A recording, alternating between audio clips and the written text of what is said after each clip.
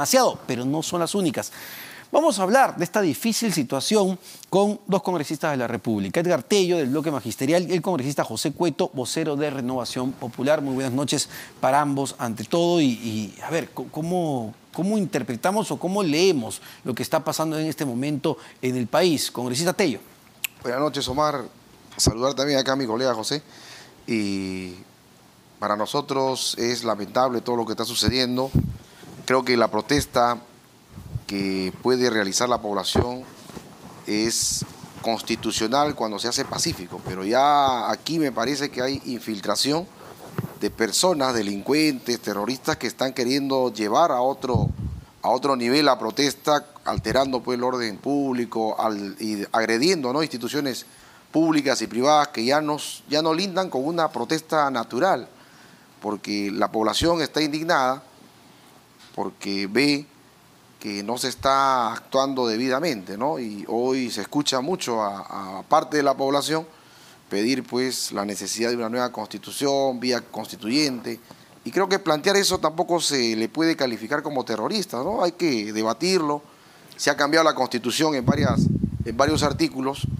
¿Por qué no darle también a la población el derecho de que pueda también participar en la elaboración de una nueva Carta Magna, ¿no? Y la población sea la que decide si desea ratificarle que hay, o si no desean o si desean que se constituya otra, pero la población también hay que darle esa participación. Bueno, justamente vemos, congresista, a ver, esas son imágenes en Arequipa. Ojo, me parece, si no me estoy equivocando, en Camaná, ¿verdad? En Camaná, y vemos cómo se ha incendiado una sede del Poder Judicial, ¿eh? Del Poder Judicial. Esto no tiene que ver nada con asambleas constituyentes, esto no tiene que ver con adelanto de elecciones, que puede haber pedidos de determinados grupos sobre esos puntos específicos.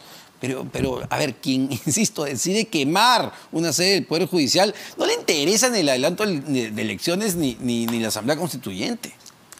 Omar, ¿cómo estás? Buenas noches, Edgar. Efectivamente, es terrible ver todas estas situaciones, ¿no? Y cómo se está escapando de las manos el control y el orden, y lo que hay que hacer es restituir la autoridad en el país. Un poco para responder tu pregunta, solamente aquellos que tienen algún tema delictivo tienen como meta quemar fiscalías, quemar Poder Judicial, para quemar este tipo de información que están en estos locales, ¿no? Pero uniéndome a lo que ha hablado mi colega aquí, efectivamente se nota en todas estas manifestaciones que hay en las diferentes provincias que hay gente infiltrada, gente que se encarga de llevar a otros pobladores que tienen justas necesidades, justos reclamos, y que deben ser canalizados y deben ser puestos, y como dice la Constitución, tienen que ser en marchas pacíficas. Se infiltran, asusan a la gente, llevan a la gente a veces a extremos, y después son ellos, no los asusadores, sino la gente que va a manifestar, los que resultan o heridos o desgraciadamente muertos. ¿Qué es lo que está pasando? Ayer estaba viendo un video de este chico que muere porque es otro que está ahí, se le dispara el arma y lo mata. Algo, y esta es mi opinión, que es lo que hemos visto también cuando vino lo de Inti Raymi. Esos son los temas que la autoridad tiene que resolver. Entonces tiene que haber acá escuchado al ministro Otárola y me parece bien que haya salido a la prensa a decirle, señores, vamos a establecer una declaratoria de emergencia en toda la red vial para poder permitir que justamente, lo importante del punto, la policía pueda desbloquear las carreteras, porque eso también es un delito, ¿no? Y están poniendo en declaración de emergencia a los departamentos donde se están yendo al extremo. Entonces la gente tiene que entender que con ese tipo de actitudes no se soluciona ningún problema. Ni que se vaya al Congreso, ni que se vaya a la ciudad Boluarte. Eso no lo van a solucionar con este tipo de actitudes. Y para terminar, dejar terminar esta parte que se me vaya la idea, Omar. Hay mucho psicosocial que está caminando por las redes. Y la gente, y eso es terrorismo, amarillo, blanco, como le quieran llamar, pues terrorismo, porque están creando el temor a la sociedad, el miedo a la sociedad.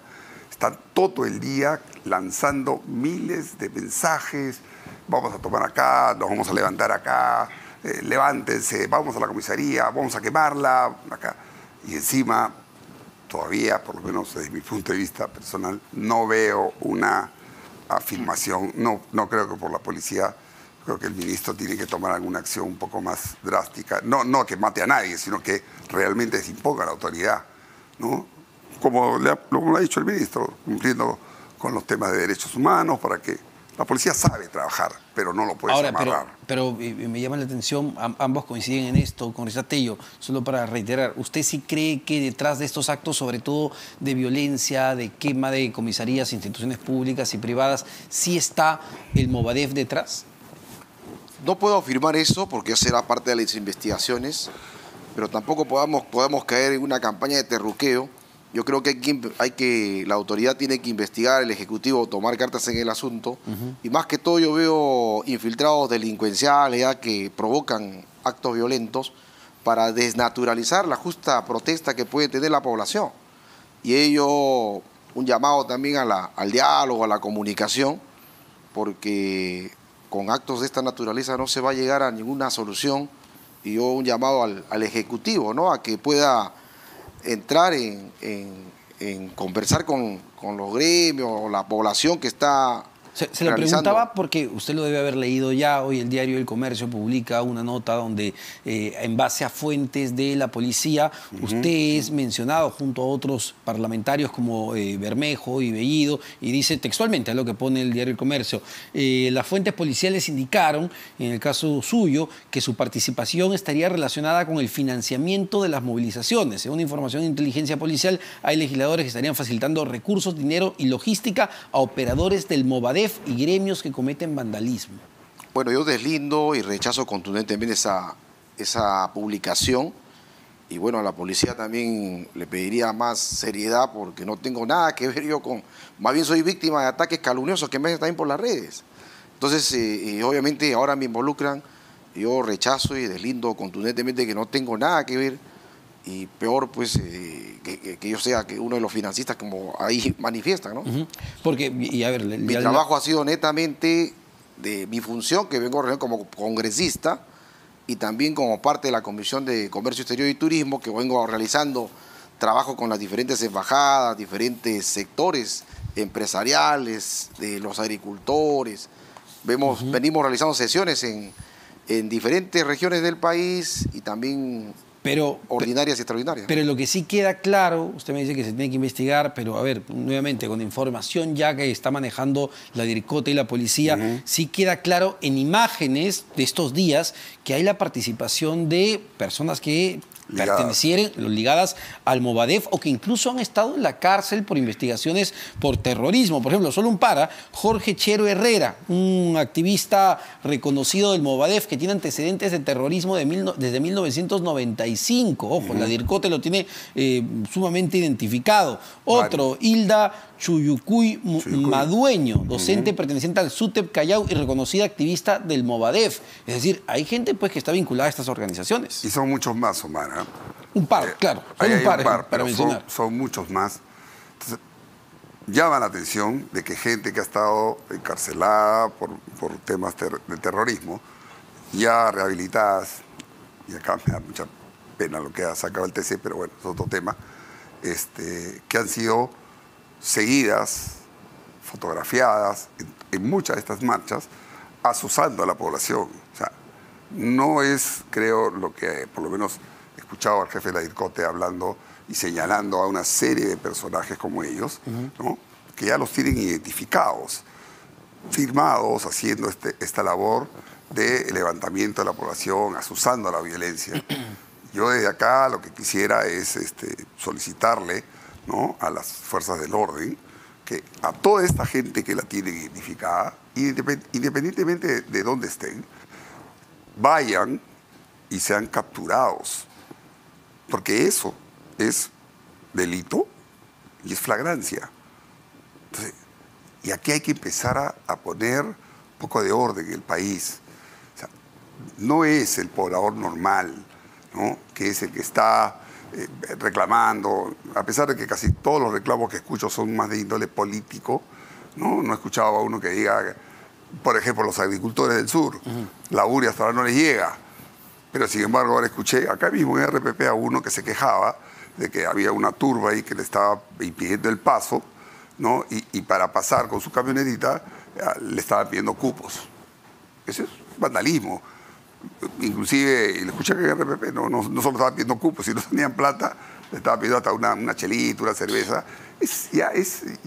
Claro, da risa, pues, ¿no? Claro, o sea, eso no es el poblador normal que está saliendo a trabajar, que quiere trabajar, se ve con estas hordas.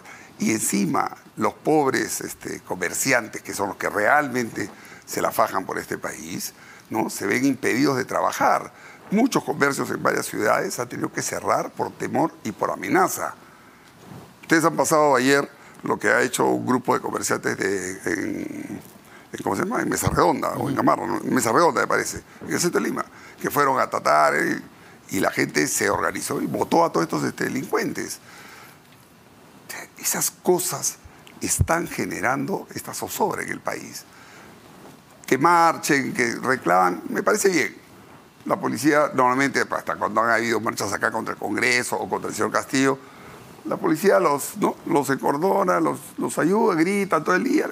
Perfecto, hacen su reclamo, pero no se meten ni con las personas que no están de acuerdo con ellos, sea cual sea el bando, ni mucho menos con la propiedad pública y privada. Y claro, hay que diferenciar, a ver, congresista Tello, usted quizá tiene mucho más claro esto, porque usted ha sido un líder sindical que ahora se encuentra en el Congreso de la República, un líder de los maestros. Entonces, y usted sabe que cuando se dan este tipo de manifestaciones, protestas y se dan los enfrentamientos es porque hay un choque normalmente entre los manifestantes y la policía y la autoridad. Pero lo que hay acá no es que haya habido choque necesariamente entre manifestantes y policías. Lo que vemos aquí son actos dirigidos a generar el caos y la violencia específica sobre instituciones. Claro, como dirigente sindical nosotros siempre nos hemos movilizado en base a un pliego y una plataforma, pero siempre nuestras movilizaciones han sido pacíficas, no ha habido ninguna alteración de alguna institución pública o privada. Pero pedían un pliego del... Claro, en base a un pliego, una plataforma, ir al Congreso, en movilización, pero ya estos actos que se ven y las autoridades tienen que hacer su trabajo, y cada persona que realiza actos violentos, porque veo por ejemplo, incluso en varios videos... ¿Cuál es la diferencia entre lo que pasó en el 2017? Usted recordará, Pedro Castillo era el líder de esa marcha sindical de los maestros, y lo que ocurre el día de ahora. Pero en el 2017 también se produjeron algunos actos de vandalismo. La diferencia es de que en el 2017 éramos maestros y reconocíamos quiénes son los maestros que están desfilando con nosotros, ¿no? Había otros que ya infiltraban y se ponían... Pero el Movadef también estaba en esas marchas. Bueno, ya eso es tarea de la policía, ¿no? Porque nosotros convocábamos en base a un pliego y una plataforma. Ya no controlamos también en la calle quiénes... ¿Sabe por qué le digo? Y le lanzo la pregunta, ¿cuál es el nivel de responsabilidad, por ejemplo, de Pedro Castillo en este momento de lo que vemos? Porque, claro, se ha identificado a personas del Movadef. Castillo se reunía con esta señora Mary Coila, entiendo, en Palacio de Gobierno. Era asidua, viajaba en el avión presidencial todo el tiempo. Y hoy por hoy, Pedro Castillo sigue usando desde donde está detenido. Lo que ha hecho hoy día es... Bueno, eso tendrá que... Es grave. Es grave. Que ya a nivel legal... tendrá que explicarlo, ¿no? En todo caso, ¿no? Hoy día el señor Castillo se ha sacado la careta totalmente. Claro. Ya se sacó la careta, porque ha usado una plataforma para, se supone, defenderse, ¿no?, de la acusación, hacer solamente, o a incitar a la violencia, a levantar a la gente y a pedir que lo respalden. Y si tú ves la gran mayoría de pedidos que hay en las provincias, sobre todo en la parte sur, en algunos sitios, piden inclusive que lo liberen a Castillo. O sea, ya el colmo ha sido... ver el comunicado de estos 4 países, ¿no?, que en mi opinión ya hace rato la Cancillería debió llamar a consulta a los embajadores y a los de acá, decirle muchas gracias, no me reconocen, a jugar con los pastores, ¿no? Y es verdad, pero en el bloque magisterial, que de alguna manera, congresista, era la bancada oficial de Pedro Castillo, Me parece que hay una ruptura de posiciones, porque claro, lo escucho a usted con una posición más bien crítica de lo que viene ocurriendo, identificando muy claramente y cuestionando las posiciones de violencia y las manifestaciones y lo que es una protesta válida. Pero en otros colegas no escucho esa misma situación. ¿Cuál es la posición del bloque? ¿Han conversado sobre esto? Bueno, sobre los últimos acontecimientos estamos viendo estamos teniendo reuniones permanentes y obviamente cada uno da su punto de vista, ¿no? Y creo que aquí yo siempre he sido también bastante pegado a lo que corresponde a los principios y derechos que todo ciudadano puede tener. Incluso expreso mi solidaridad con el compañero Pedro Castillo, que estuvo, digamos, en la presidencia y por errores que le han hecho y lo han inducido, está en la situación que está, y la cual también, al igual que la población, exige que se le respeten también todos sus derechos ciudadanos que le corresponden. Ya la autoridad evaluará las condiciones, pero creo que no podemos tampoco salir del marco constitucional, ¿no? Que es el marco que está vigente y tenemos que respetarlo. Es decir, usted sí reconoce a Dina Boluarte como presidenta. Ha habido una sucesión constitucional, ¿no? Ha habido una sucesión constitucional que no podemos negar, que quizás hay críticas, ¿no? Pero es la que está actualmente encargada de la presidencia, y ello indudablemente se resolverá calmando a la población, dialogando para que pueda entender que debemos pasar esta crisis, porque no le va a hacer bien al país y más bien a la ciudadanía lo va a perjudicar, ¿no? Y a todos los sectores. Y se lo pregunto porque usted lo debe haber escuchado, ustedes, ambos congresistas, hay una nueva narrativa que se trata de imponer como si Pedro Castillo fuera inocente. No hubiese anunciado el miércoles que quería cerrar el Congreso y convertirse en un dictador para capturar todo el poder para sí mismo. Bueno, sí. Eso ocurrió. Y lo que escuché, leía un tuit de Vladimir Cerrón que decía, bueno, la derecha, los ricos lo han sacado. Oye, con votos de tu bancada lo vacaron. Pero es que Omar, efectivamente la palabra está bien empleada, es una nueva narrativa. Y no van a cambiar. No van a cambiar. Ahora va a llegar que esta narrativa termine en que el señor Castillo no quiso decir lo que dijo, ¿no? Como cuando lo entrevistó el señor de Rincón, igualito, no quiso decir lo que dijo, pues siempre ha salido una congresista a decir. Es un decir. O sea, no está consumado. O sea, tendríamos que haber tenido consumado el golpe de Estado, cerrado el TC, cerrado todo, y ahí recién podríamos, no sé quién, porque según ella, ya el Congreso debió estar cerrado, que lo iba a vacar. O sea, era instalar una dictadura. Y las dictaduras se cancelan en el acto. No se puede permitir. Ya la sola declaración de él, que fue lo que hizo, con un mensaje a la nación, que si le dijeron, porque obviamente yo estoy seguro que el papel no lo escribió el señor Castillo, yo lo tengo claro. Como tampoco los papeles que sacan acá, he visto a varios que sacan el papel y leen ahí. Me va a disculpar acá mi amigo Teo, pero yo dudo mucho que eso lo escriba, pero sí, hoy día lo he escuchado, y ese es el Castillo que realmente ha estado ahí año y medio separado. O sea, no se puede permitir ese cambio de narrativa. La gente, la población en general, no permite y no va a permitir que esto cambie.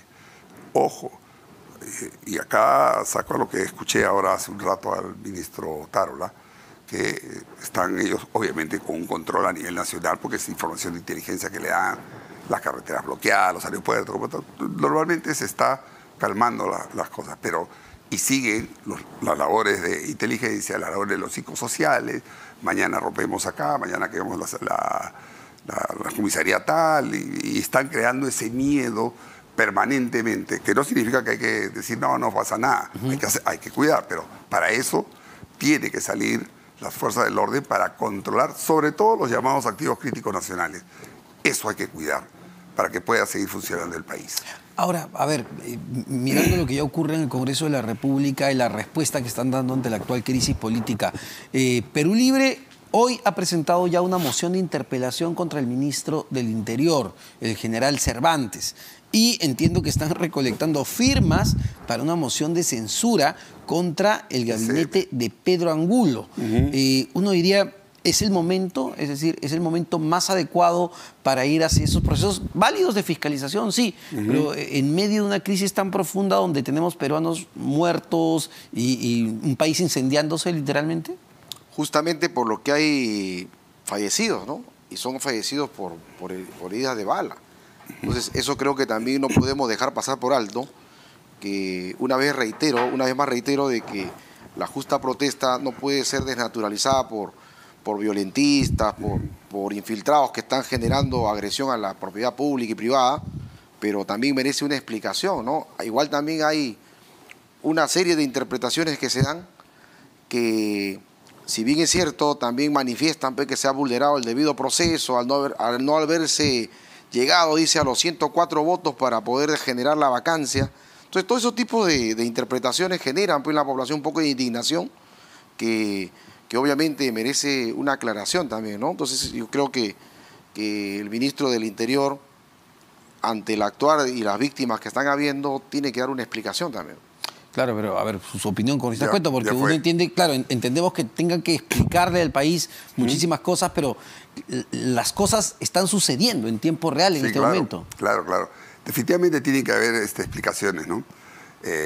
Si tú sumas el hecho de que entró la señora Boluarte a dar órdenes a la policía, que yo no comparto, pero cada orden es que ni siquiera usen perdigones ni balas de goma, entonces uno se pregunta de dónde salieron las balas que han matado a algunos, ¿no? ¿No? Porque el chico, me pareció de muy mal gusto presentar ayer un video, creo que no sé qué congresista presentó el video del chico este que estaba con el cerebro destrozado, o sea, una terrible. Y eso no ha sido una bala, eso ha sido una piedra lanzada con onda, como sea, una piedra a velocidad te destroza el cerebro. O sea, eso efectivamente no ha sido la policía. Pero, claro, lo más fácil siempre es echarle la culpa a la policía de los heridos de bala de la policía. Pero, y repito, hay que ver el contexto y hay que investigarlo, definitivamente hay que investigarlo. Y ¿no? aparte, pareciera más una jugada política, más es una jugada política. De ojeriza política de parte de ciertos grupos de izquierda, porque, a ver, solamente un recordaris, el 7 de abril del 2022 se reportó al menos un fallecido durante enfrentamientos en la Panamericana Sur por el paro de transportistas. Esto ocurrió en Ica el 7 de abril de 2022. En ese momento, las bancadas de izquierda, que ahora presentan interpelaciones y mociones de censura, no presentaron nada. Entonces, no fue el único muerto, después vinieron otros. Entonces es, claro, cuando está quien te cae bien en el poder, no presento nada. Cuando está quien me cae mal, te fiscalizo. Entonces, nuevamente, ¿es la respuesta de la clase política ante una crisis tan grave?